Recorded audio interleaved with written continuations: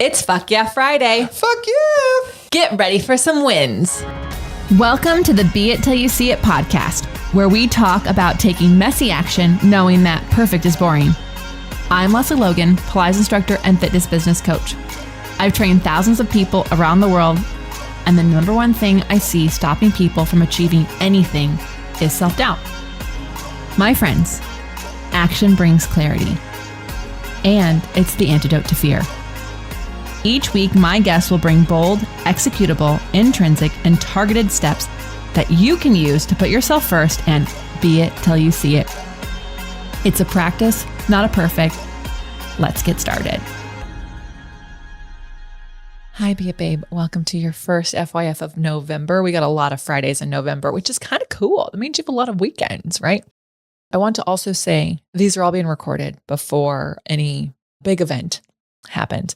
So if they seem like they don't follow the timeline, it's because they're being recorded in the past about the future. And I'll get into that because it's one of my wins. But let's get into your wins. And that's what we do here. So our first win is from Olivia Walton. She's one of our Elevate grads. She's in round 2, and I just adore her. And also congratulations on your wedding, Olivia. But she said, Susan and I had a great mini session together. End of my day teaching, beginning of her day teaching. Who knew North Carolina and New Zealand time zones would work out so lovely? Thanks, Elevate, for bringing us together. So I love this win because it's a win about two people making time for themselves and each other, who, by the way, only know each other because they're both grads of Elevate. Susan was in round 1, Olivia's in round 2. So there's so much in this that I love because I hear all the time people saying, I just want community, I want support, but it requires you to participate in community and support, right? So, and also not being bothered when who you try to create community with doesn't vibe back because it's not personal. They're in their own thing, and then moving forward because you will find your people. And so way to go, Olivia and Susan. You are just so freaking awesome. I'm so happy about that. Melissa Capitano is our next win. She is an Elevate grad as well. She's from round 3. She's also one of our agency members. And she wrote, yesterday I taught a private session to a new client, just 4 private so far. I started her with roll downs on the Cadillac. She could not keep her heels against the poles. I cued it, but she wasn't able. I said, no big deal. Let's do some other exercise and come back to it. We did footwork, exercise in the C-shaper, elephant, short box, on the ladder barrel, leg springs, and many more. At the end, I said, okay, let's finish how we started.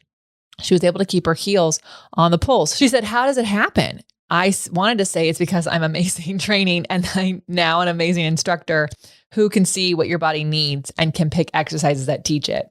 But I said something like you did other exercise that showed your body how to make the connections it needs. Either way, I think it's a win. So Melissa, I am so obsessed that your Elevate training has come in so handy and that you're using it. You clearly are using it, and that you asked for what you wanted. You didn't get it. Instead of harping on it, you gave the client what their body needed. And then I also love that you went back to see what happened. How cool is that? And I love that she got to see that too. The ownership in her body is as much the win as it is you just picking the exercise she needs. So yes, you had an amazing training, but also you were implementing that training in your own way. And that is what I think is the most beautiful win. So thank you for sharing that with us.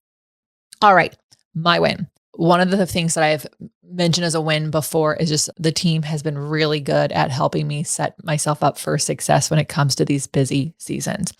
And so as you're hearing this, I've been home in the States for almost 2 full weeks, but it's not like I'm just here, we're actually getting ready for the next thing and the next thing.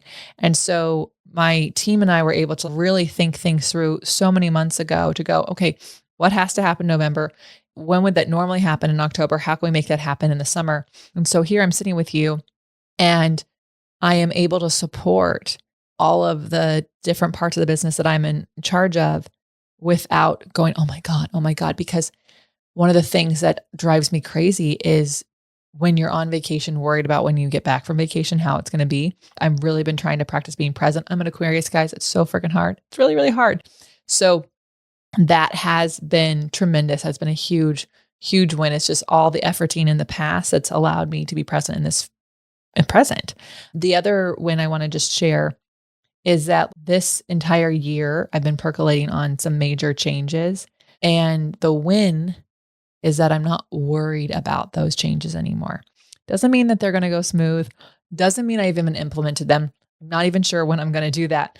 But just getting to the point where I can percolate and think and even try out and think out different ideas without worry and fear, without the upper limiting problem that I have. That's huge. That is a win. And I want to share that with you because I don't think we give ourselves enough credit for when we kind of not grow up, but we don't let the things that normally make us scared, when that no longer scares us, like we should celebrate, holy moly, because you'd work to get there, right? The work I had to do was acknowledge I am worrying about things I cannot control instead of focusing on the things that I can.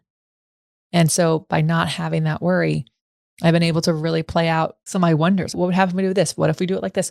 What if we make this change? How does that stay in alignment? So it's a little esoteric of a win. It's not something super specific. I can't share it with you yet, but it'll eventually come out. And I just want you to know that it took me a long time to get here. I definitely had some tears the first time I thought about making these changes and lost sleep over it. And now I'm at a place where I'm like, these will make things better for everybody. And how can we make the changes in a way that honors everybody in the best way and honors our values? So to be there and ditch the upper limiting, I just feel good about it. If you're wondering about upper limiting is, make sure you check out episode 400 with Gay Hendricks and get his book, The Big Leap. All right, time for your mantra, because that's how we wrap up these episodes. So here it is. There is strength in the quiet. There is vulnerability in being loud. There is strength in quiet. There is vulnerability in being loud. There is strength in quiet. There is vulnerability in being loud. Ooh, my dears. I hope that mantra gets you through this weekend. And I know there's a lot of uncertainty going on in the world. Make sure you focus on what you can control. All right? It's very important. It's very important that you do that. Have an amazing day. And until next time, be it till you see it. That's all I got for this episode of the Be It Till You See It podcast. One thing that would help both myself and future listeners is for you to rate the show and leave a review. And follow or subscribe for free wherever you listen to your podcast. Also, make sure to introduce yourself over at the Be It Pod on Instagram. I would love to know more about you. Share this episode with whoever you think needs to hear it. Help us and others be it till you see it. Have an awesome day. Be It Till You See It is a production of the Bloom Podcast Network. If you want to leave us a message or a question that we might read on another episode, you can text us at +1 310 905 5534 or send a DM on Instagram at BeItPod. It's written, filmed, and recorded by your host, Lesley Logan, and me, Brad Crowell. It is transcribed, produced, and edited by the Epic team at Diseño.co. Our theme music is by Ali at Apex Production Music, and our branding by designer and artist Gianfranco Cioffi.